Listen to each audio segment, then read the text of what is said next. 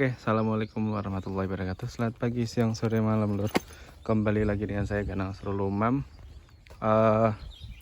Pasti teman-teman selama masa musim PMK ini bertanya-tanya sama saya, kenapa sih Mas nggak pernah upload penyakit masalah PMK atau ngebahas tentang masalah PMK. Jadi saya ulangi, ini kebetulan saya lagi di kandang teman saya CS di rumahnya Pak Damat.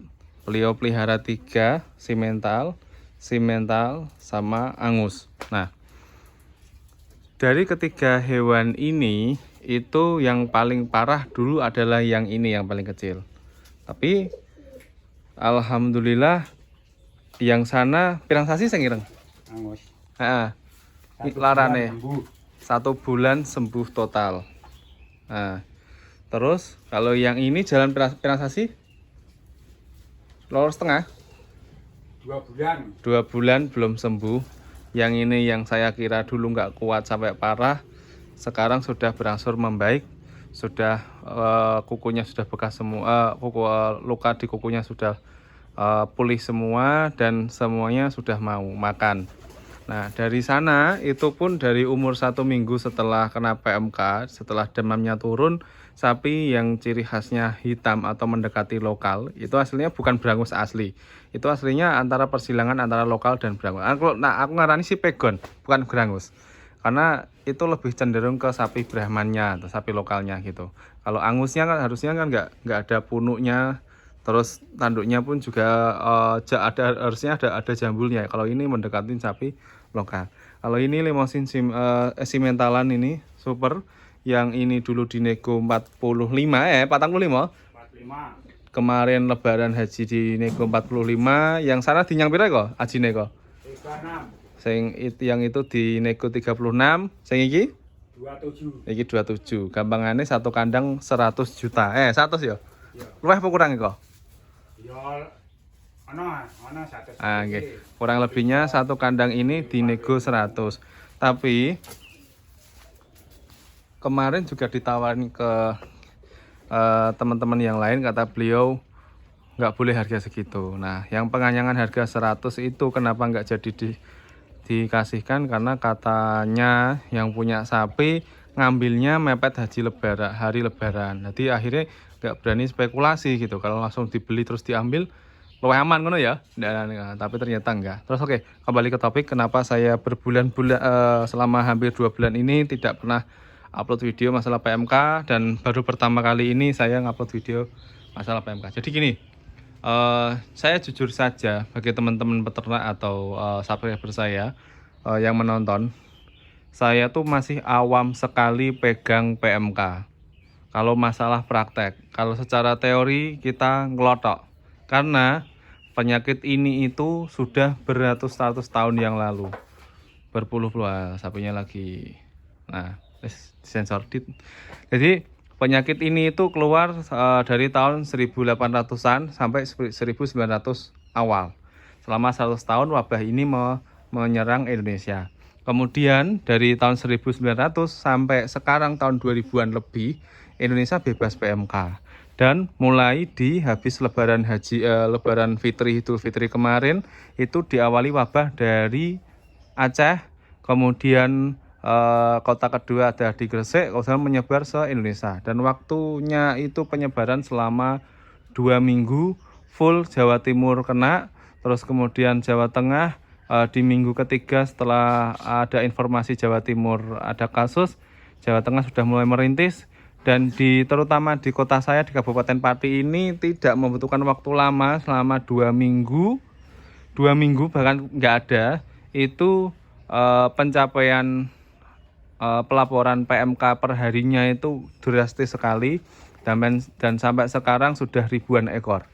Nah, itu awal-awal suspek PMK. Kemudian dari informasi berikutnya kita mulai menurun setelah 1,5 bulan sampai 2 bulan ini PMK menyerang kita, itu fasenya sudah mulai menurun karena animality-nya atau hig animality-nya atau kekebalan tubuh hewannya sudah mulai merata, karena dari populasi jumlah Kabupaten Pati yang tinggi populasinya, artinya saya di sekitar kelompok A, kelompok B, kelompok C yang akan tinggi populasinya sudah sekitar 80% terjangkit PMK semua. Kalau ini kan di sini jarang ada populasi, makanya sapi ini paling carry kenanya walaupun sudah jalan 2 bulan ini.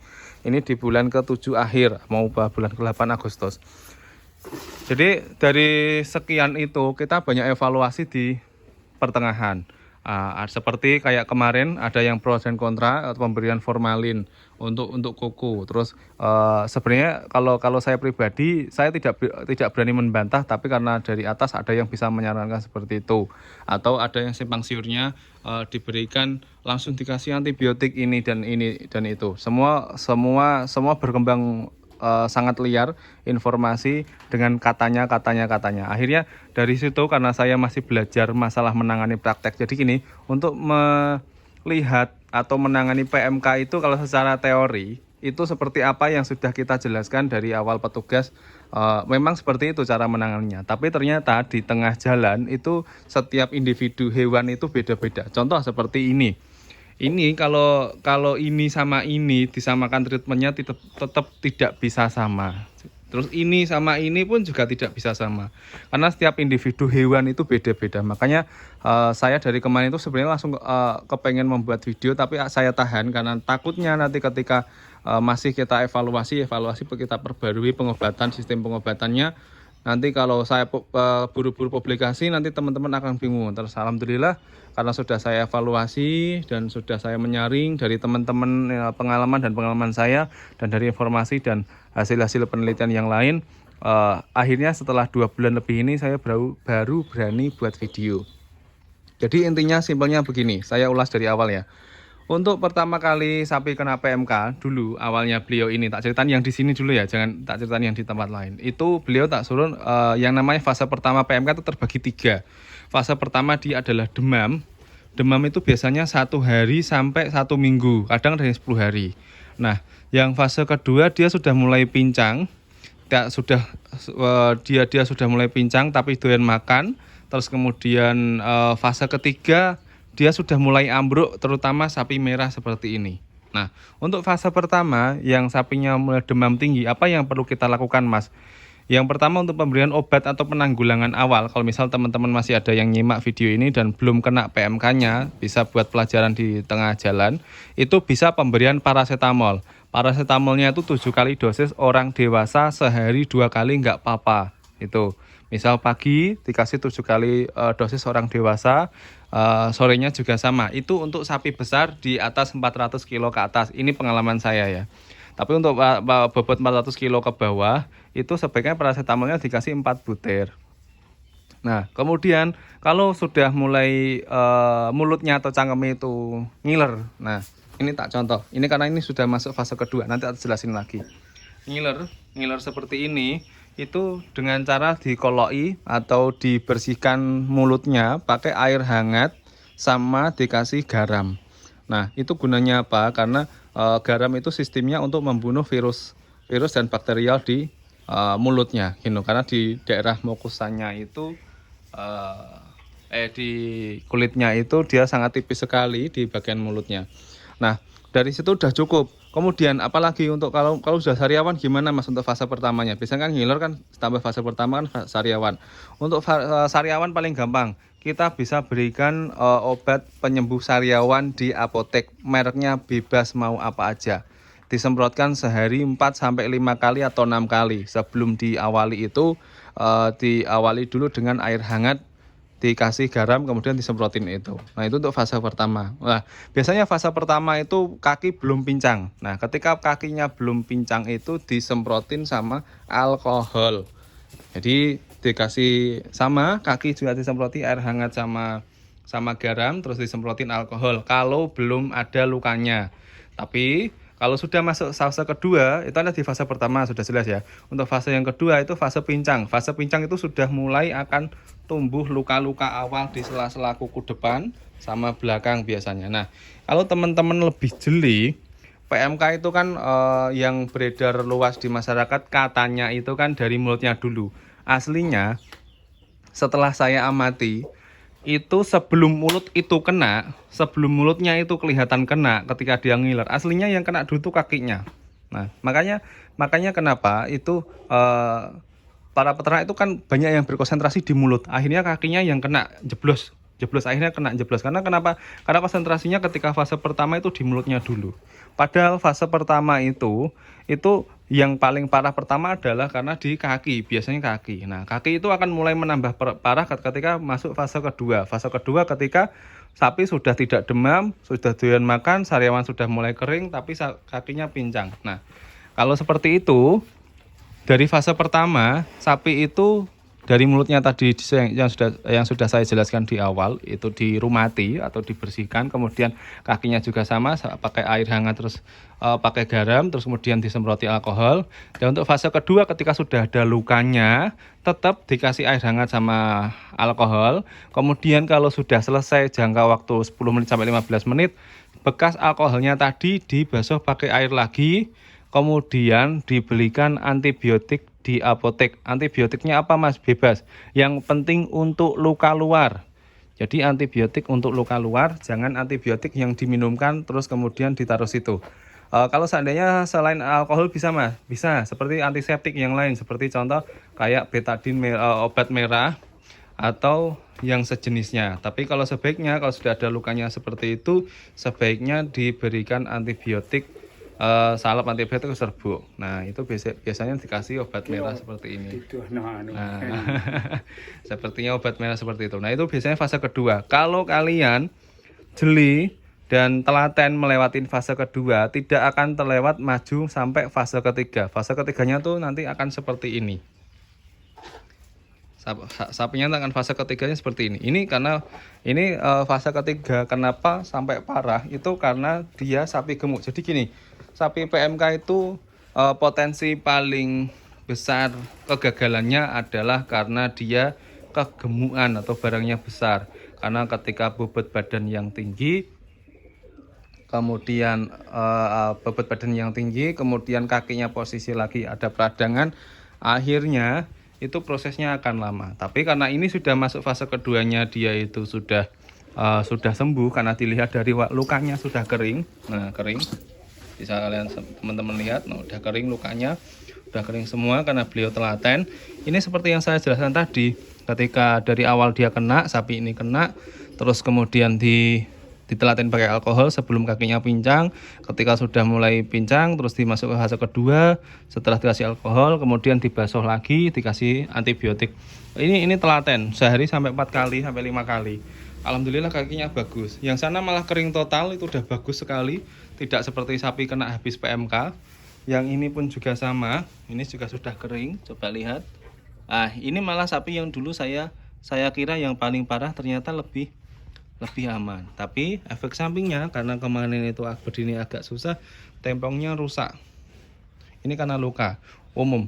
Makanya ketika jerum seperti ini atau duduk seperti ini harusnya dibolak-balik. Nah, ketika sudah masuk fase kedua sudah oke, fase ketiga. Kalau ke fase ketiga seperti ini, kalau sudah masuk fase ketiga seperti ini, sebaiknya memang tak buka ya bro. Ya. Sebaiknya memang dipanggilkan petugas. Karena dari sini kita bisa observasi ini penyebabnya apa untuk fase ketiganya. Karena fase ketiga itu biasanya sudah masuk komplikasi penyakit yang lain.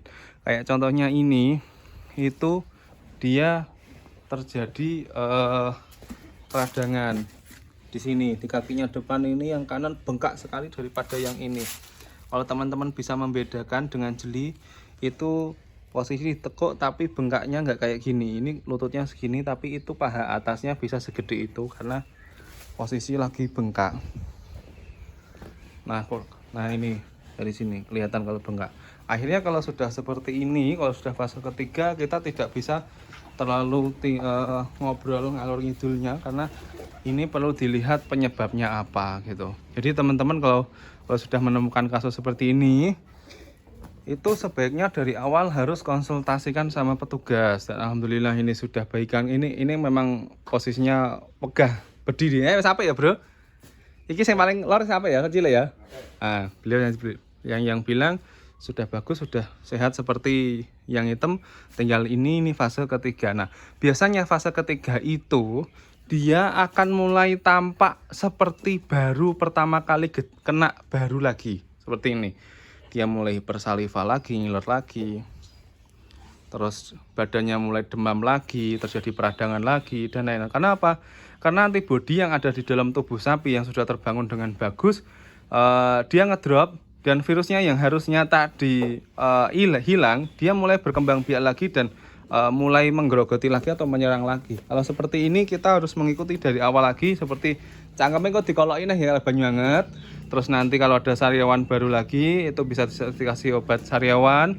Untuk kakinya untuk peradangan nanti bisa dikasih remasil. Remasil gampangannya obatnya yang gampang remasil. Nah, nanti kalau terus kunir sama temulawake tetap dikasihkan. Ngoten ya? Ya. Nah, kunir sama temulawake dikasihkan. Oh, terus oke. Ini temuan baru lagi. Saya hasil sharing dari teman-teman yang di daerah sapi perah. Dan yang kebiasa megang sapi merah seperti ini, teman-teman itu feedlot dari koperasi perah dan lain-lain. Itu mereka bilang ketika sapi demam seperti ini nafsu makan kan turun, minum kan turun. Itu otomatis untuk perkembangannya pun juga beda dengan sapi yang normal. Nah, akhirnya begini. Ketika saya amati, kenapa kok yang semakin parah itu sapi merah sama sapi perah yang paling parah itu karena apa? Karena ketika dia suhu tubuhnya tinggi, karena dia sapinya itu sapi subtropis atau sapi non lokal, sapi non tropis, dia karena ketika keserang panas sedikit di badannya, kemudian lingkungan juga panas, dia akan tambah komplikasi menjadi dua. Yang pertama peradangan panas karena virusnya, yang kedua peradangan karena heat stress atau kepanasan di luar lingkungan seperti itu. Makanya ketika sudah seperti itu, selain diberikan paracetamol dan jamunya seperti apa Mas? Bisa dikasihkan kunir, kunir itu bisa meringankan inflamasi, peradangan, menurunkan demam. Temulawak buat apa Mas? Temulawak bisa buat merangsang nafsu makan. Terus dikasih kuning telur itu untuk protein yang paling mudah dipecah dalam tubuh sapi atau kambing juga bisa. Terus dikasih gula merah atau tetes tebu buat pengganti glukosa atau tenaganya. Itu aja udah cukup. Tapi yang paling terpenting adalah air minumnya. Ketika sapi demam seperti ini, dia akan hipersaliva, dia akan pipis, tidak doyan makan, tidak doyan minum.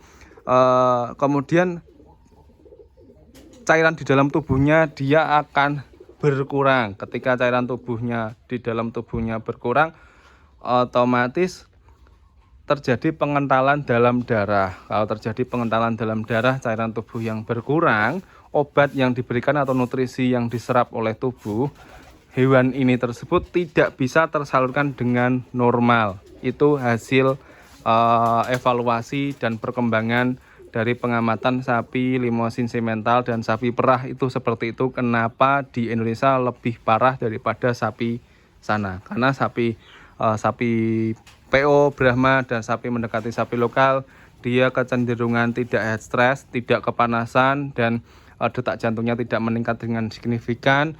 Kemudian aliran darahnya pun biasa. Tapi kalau ketika sapi merah jenis seperti ini, dia sudah kepanasan, sudah demam, detak jantungnya dia meningkat, kemudian ditambahi darahnya agak kental, akhirnya itu akan semakin mempersulit untuk proses penyembuhannya. Makanya kenapa ketika sapi merah yang kemarin sudah saya amati, itu kalau kukunya lepas, sapi merah seperti ini sama sapi hitam atau sapi lokal Brahma, itu kebanyakan kalau lepas darahnya lebih mengkucur di sapi merah ketimbang sapi lokal. Nah, karena itu tadi yang seperti yang saya bahas di awal tadi, karena seperti itu. Oke, gitu aja. Saya sudah agak bingung ini jelasnya kemana, karena sebenarnya kalau untuk ngobrol membahas tuntas masalah PMK selama kalau kesah saya selama 2,5 bulan sampai 3 bulan ini tidak cukup untuk mewakili waktu 20 menit ini. Nanti kurang lebihnya seperti itu garis besarnya yang sudah saya rangkum. Kalau teman-teman masih kurang paham, diulangi lagi di video ini. Intinya adalah ketika sapi PMK fase pertama mulutnya dibersihkan. Saya ulangi lagi ya, mulutnya dibersihkan pakai hangat sama garam, terus mulutnya disemprotin sama antiseptik untuk fase pertama, kemudian kakinya obat sariawan ya, sorry saya ralat obat sariawan udah itu tok, 2 tok. Terus untuk yang kakinya untuk fase pertama yang belum kelihatan pincang itu dicuci sama air garam hangat, kemudian setelah itu dikasih alkohol. Ketika sudah masuk fase kedua, sapi sudah mulai pincang, sudah ada lukanya tapi mulut sudah mulai tidak berbusa dan suhu tubuh mulai turun, itu untuk kakinya nanti setelah dikasih air hangat sama garam, kemudian disemprot sama alkohol atau antiseptik lainnya. Kemudian setelah itu dibiarkan selama 15 menit sampai 10 menit. Setelah itu dicuci lagi, baru dikasih antibiotik. Karena antibiotik sama antiseptik tidak bisa dicampurkan menjadi satu, karena itu bertolak belakang. Nanti yang konsentrasi di kandungan antibiotiknya akan rusak. Makanya kebanyakan yang tidak bisa pengaruh di teman-teman peternak, loh mas sudah tak antibiotik tapi tidak bisa sembuh maksimal, ya karena itu tadi itu. Terus untuk fase kedua tadi, untuk fase ketiga itu biasanya terjadi seperti ini. Contoh, dia mulai seperti fase pertama lagi, dia demam lagi, ngiler lagi, sapinya pincang, kadang bengkak besar kayak ini. Oh lihat, bengkak besar banget seperti ini. Dan mulai seperti awal lagi dan diulangi dari awal lagi. Tapi untuk saya sarankan kalau sudah fase ketiga seperti ini sebaiknya dikonsultasikan sama petugas. Kalau misal teman-teman pengen nggak nyuntiknya sama petugas, monggo kerso, bisa di rumah dikasih kunir, temulawak, kuning telur sama tetes tebu atau gula merah. Untuk penurun panasnya bisa kasih paracetamol seperti yang saya jelaskan di awal tadi. Untuk sapi 400 kilo ke atas bisa 7 butir atau 7 kali dosis orang dewasa sehari 2 kali. Untuk sapi yang 400 kilo ke bawah sampai bobot 150 kilo itu 4 butiran atau 4 kali orang dosis. Kalau tapi pedet di bawah 150 kilo bisa dikasihkan 3 kali orang dewasa takarannya, sama pemberian sehari 2 kali. Oke gitu, udah paham kan teman-teman? Terima kasih, semoga bermanfaat. Aku suwun ya bro ya. Semoga sehat waras kewane. Oke gitu aja teman-teman, dan jangan lupa disambil bersedekah, karena yang bisa membantu kita untuk menyembuhkan hewan itu adalah dengan cara sedekah dan sholat duha. Jangan lupa juga bahagiakan orang tua. Terima kasih. Assalamualaikum warahmatullahi wabarakatuh. Oke, untuk